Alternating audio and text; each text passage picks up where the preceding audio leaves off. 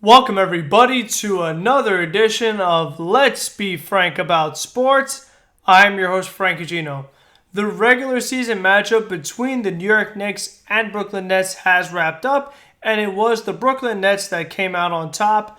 To no surprise, these are two teams that are at very different stages as far as where their goals are. The Knicks are a team that is still rebuilding, pretty much tanking, not going to be very good, not make the playoffs, trying to build around the young players, see what they have, try to find little incremental improvements that they can make here or there. Meanwhile, the Brooklyn Nets made the playoffs last year, and after signing Kyrie Irving, add on a piece like Taurean Prince and DeAndre Jordan, Garrett Temple, signing Kevin Durant even though he's injured, and the Nets have to wait for his eventual return. Whether that's this year, we don't know.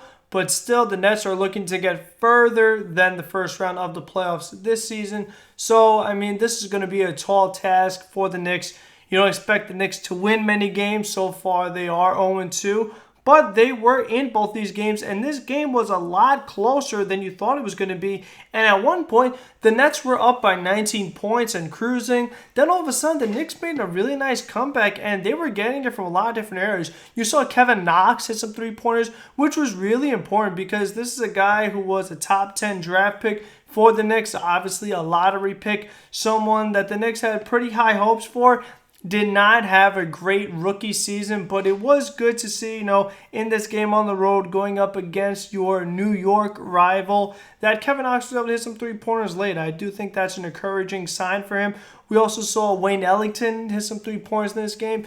That's good because that's what Ellington was brought in here to do, hit three-pointers. That's what he has made a career out of, and he did that in this game as well. Julius Randle did not finish around the rim as well as you would like to. Marcus Morris didn't have the greatest game offensively. Mitchell Robinson was doing a really solid job defensively, but once he got into foul trouble, the Nets really were able to have their way on offense, whether it was getting to the paint or driving and kicking and attacking the Knicks from outside. Mitchell Robinson was making a big difference in this game. His plus minus, it wasn't as bad as some of the other guys like an Elfrid Payton, you know what I mean? So Mitchell Robinson definitely helped the Knicks out, but those 5 fouls, that made things pretty tough. RJ Barrett had a nice game, having 16 points. And these first few games for him, the Knicks are actually 0-3 now after they lost to the Celtics. I misspoke earlier. But, we knew that was going to happen eventually. But RJ Barrett had a solid game. One of the underrated things about his performance was the 6 steals. I think that's really nice. That is not something that a lot of rookies normally do so earlier in the year or so early in their career, especially when that's not what RJ Barrett was brought in here to do. He's in here to be a good young player, a good offensive player, someone the Knicks could build around, not someone that's going to get 6 steals all the time, which he's not. No one's going to average 6 steals a game or even 4 steals a game. So just the fact that RJ Barrett was able to make some things happen defensively, you do like that.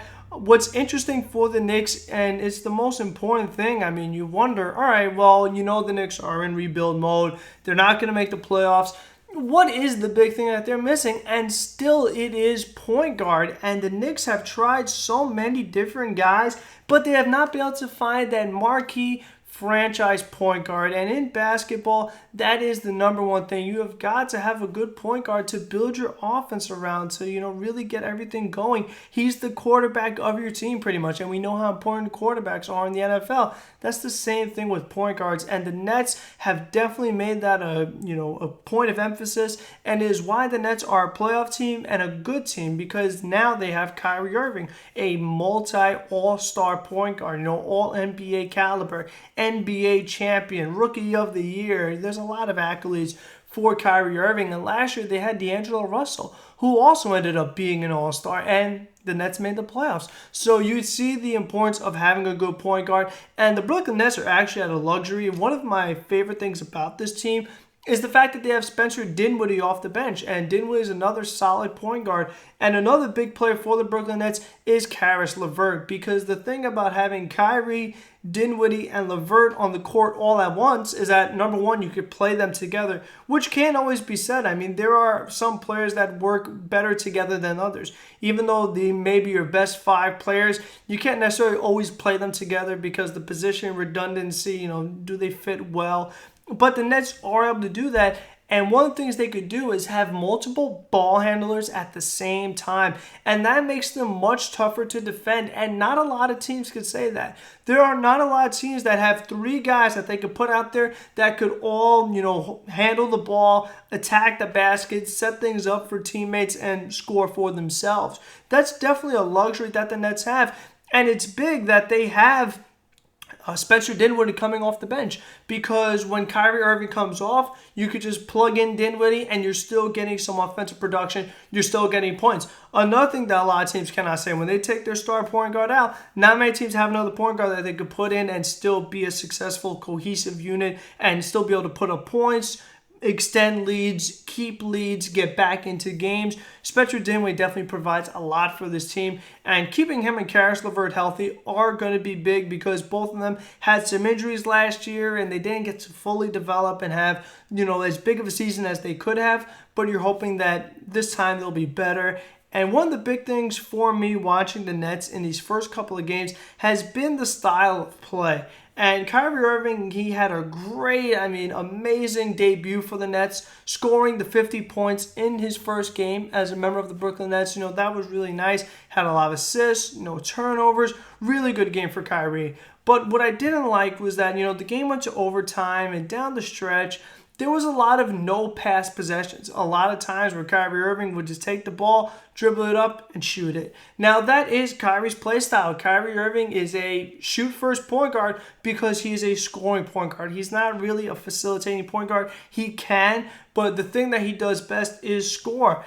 But I just think that in these close games, when the Nets actually play some tougher teams, because they really should have won the Minnesota game. The Brooklyn Nets are better than the Minnesota Timberwolves, but they weren't able to do it. Defensively, they weren't good enough. And like I said, offensively, you had Kyrie giving you the 50 points, but you didn't have too much else going on. And one of the guys that struggled a lot for the Nets in that game was Jared Allen. Right before overtime in regulation, some big free throws that he missed, that was key, because if he makes them, the Nets could win that game in regulation. You don't have to worry about overtime. But I just think that to go back to the style of play for the Nets, Kyrie Irving in that last possession, the announcers are wondering what the Nets are going to do. And when you saw Kyrie isolating and just, playing by himself, Richard Jefferson goes, "Up, here we go, hero ball." And Kyrie Irving, he's dribbling, he falls down, and he gets back up and still decides to take the shot, because that's just how focused he was on being the guy that was going to try to win the game for the Nets.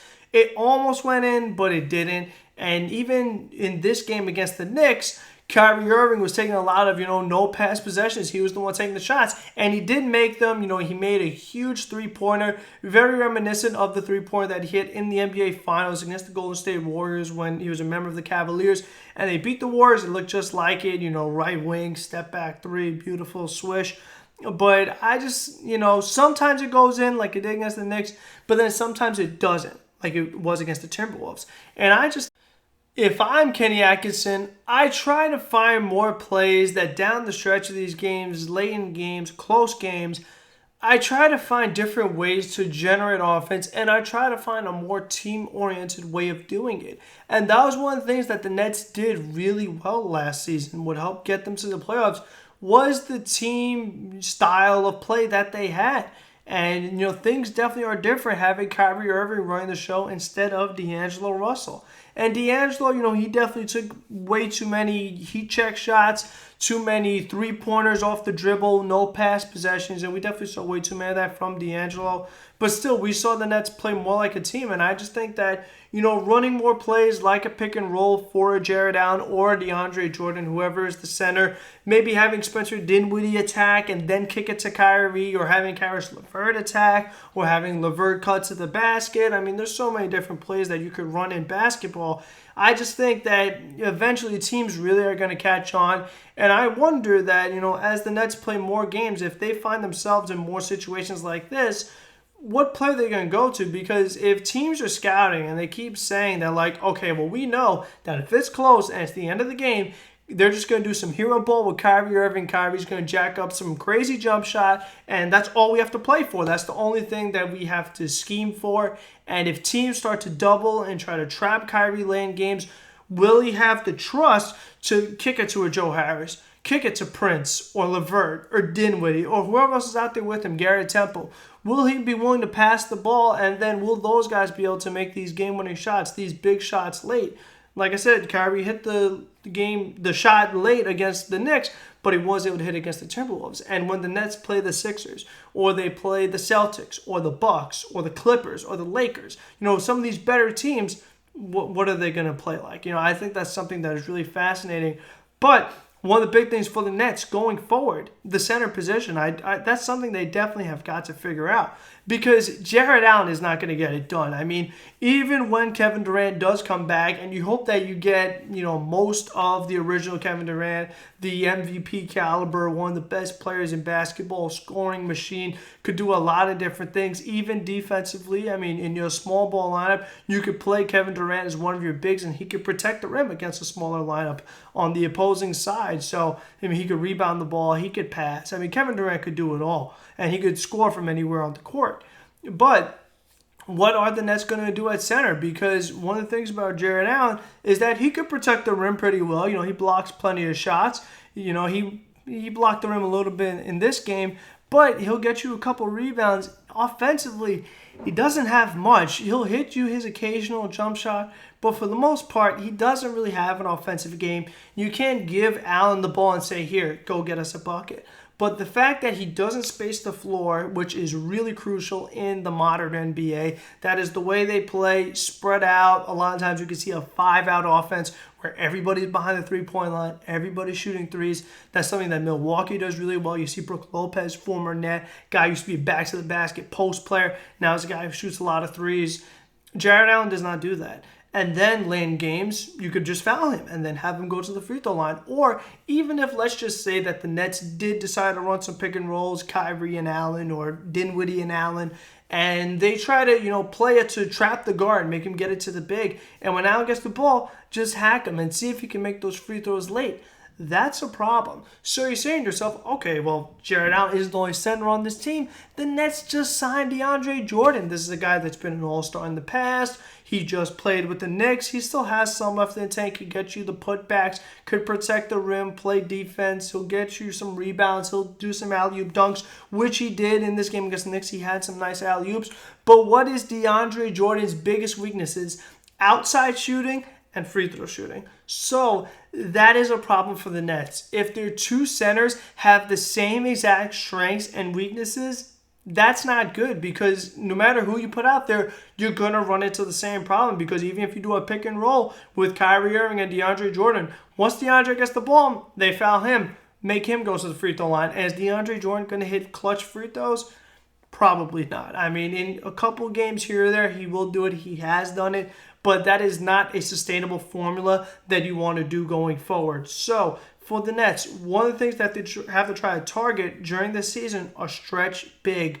A really tall guy that can, space the floor, hit you some jump shots, whether it's from the mid-range or behind the three-point line, and hit his free throws.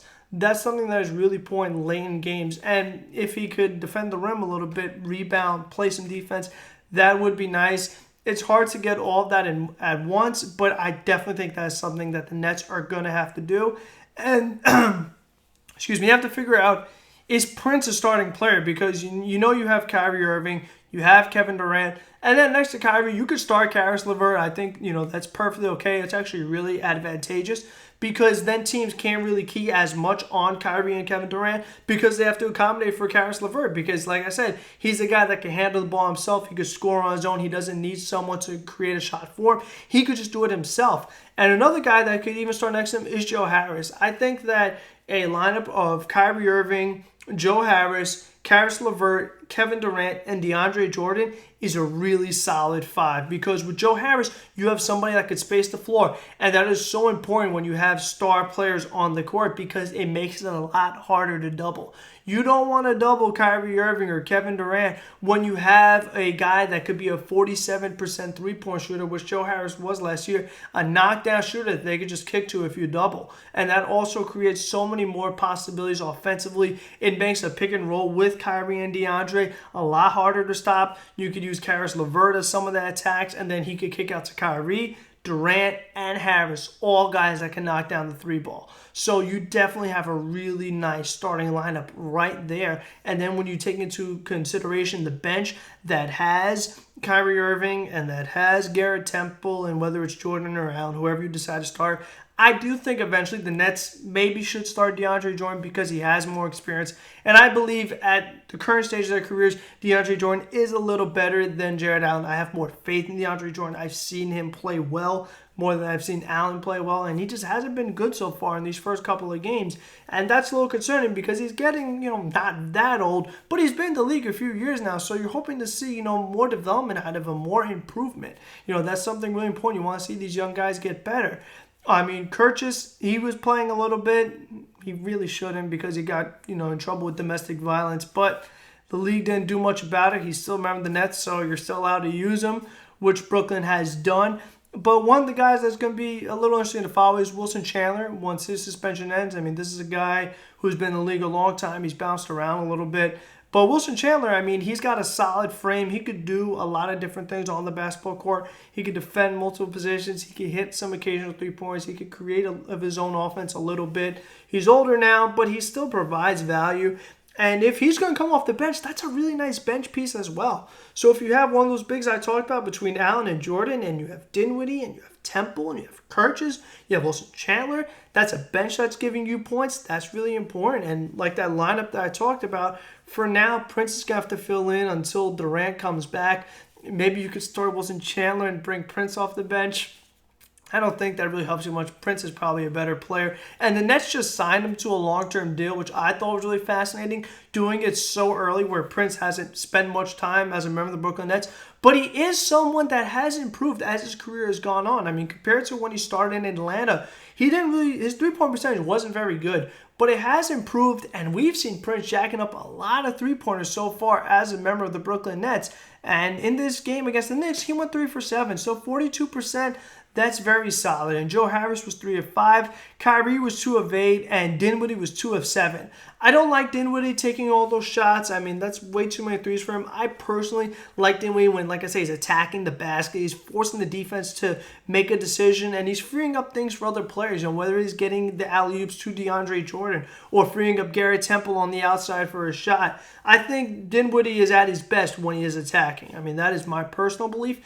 And one of the things that Dinwiddie did in this game that was really fascinating was that three-pointer that he jacked up from like half court, and the Knicks fouled him. I mean, that was a big mistake. The Knicks had a lot of careless fouls, not very good plays. And you know what? That's what's going to happen when you are a team that is as bad as the Knicks. They just don't have a lot of talent.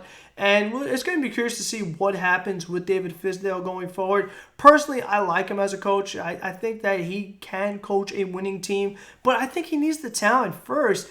And, for the Knicks, let's close with them.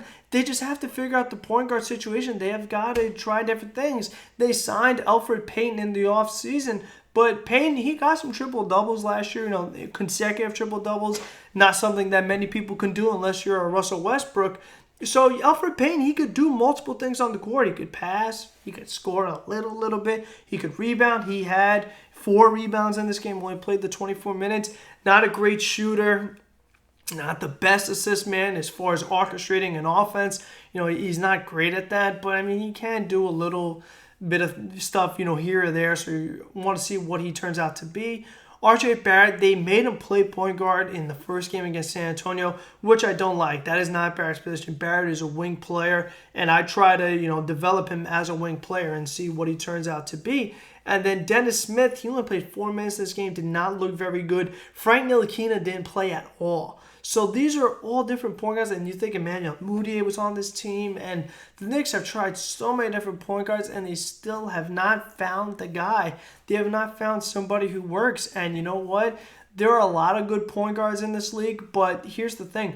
Because point guards are so important, you're not going to get them. You're not going to get Ben Simmons from Philadelphia. You're not going to get Kyle Lowry from Toronto. You're not getting Kemba Walker from Boston. You're not getting Kyrie from Brooklyn. You're not getting John Wall. You are not getting Jamal Murray. You're not getting Luka Doncic. You're not getting all these different point guards, Mike Conley, Russell Westbrook, Damian Lillard, Steph Curry. I mean, there are so many point guards that are out there that are good players, but because they're so important, these teams are not going to give them to you. So you have to try to find one yourself. And if the Knicks are going to tank again, which they probably are, they're going to have to take a point guard in the draft, and they got to hope that they turn out to be the guy, because then you could build the offense around them. And you just have to see what these other players are. Alonzo Trier had 22 points in this game. That's big. I mean, Taj Gibson is a very solid veteran. That was a good signing by the Knicks.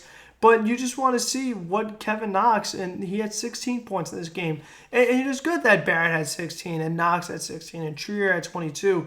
You have to keep playing those guys and see what they turn out to be.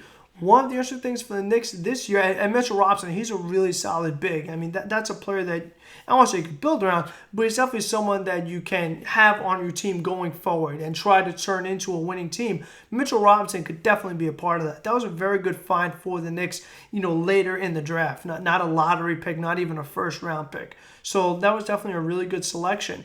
But it's going to be about developing these young guys, like I said, Trier and Knox. But one of the things for the Knicks is that they're going to be a tough team this year. I know that they're not going to win many games, but I know that this team is going to compete because players like Julius Randle, Marcus Morris, Bobby Portis, they are really competitive. Taj Gibson, these are competitive, physical, gritty guys. I mean, we almost saw a fight in this first game with Bobby Portis, like slamming Kyrie Irving on the ground, trying to force a jump ball. We know Marcus Morris already has been starting problems, already wants to fight people, and is, saying a bunch of craziness. And we know Julius Randle is a very physical player, and Randle is a guy that's also interesting to follow because the Knicks gave him a fair deal. Gave him a lot of money, a few years. And Randle is someone who wasn't great as a rookie with the Lakers, but as his career has progressed with the Lakers and going to the Pelicans, he's someone that has gotten better and better. He could give you 20 and 10. I don't know if he could do that every night, but Julius Randle is a solid player, and it's going to be interesting to see if he develops even more as a member of the Knicks. And then that's another guy that you could have going forward. But until they find that point guard, it's just they're not going to go anywhere. And I don't think Elfrid Payton is that guy. He could get you an occasional triple-double, but he's not going to be an all-star. He's not D'Angelo Russell or Kyrie or Curry or Lillard or Westbrook or all these other point guards that I talked about. So until the Knicks find their Kyrie Irving, they're going to be in the same position that they are. And for the Nets, I'm curious to see how this team is going to continue to jump, because one of the other things that's going to be interesting to follow, you think of all the drama that happened last year with Kyrie Irving in Boston, the way he threw all the young players under the bus, guys like Jason Tatum and Jaylen Brown. That wasn't very good. I mean, you expect more out of Kyrie Irving as a veteran. You're supposed to lead these guys, not throw them under the bus. And I wonder if the Nets start to struggle, is he going to throw Spencer Dinwiddie under the bus and Karis LeVert and Joe Harris and Prince, Jared Allen? I don't know. If Allen keeps missing free throws, laying games, that's cost and that's wins. Is Kyrie Irving going to start complaining? Is Kevin Durant going to start complaining? It's going to be a lot of interesting things for Kenny Atkinson to, follow and try to keep in order. But that'll do it for this one. Next up will be a football podcast, wrapping up Week 7 in the NFL. Jets and Giants. Giants facing the Lions.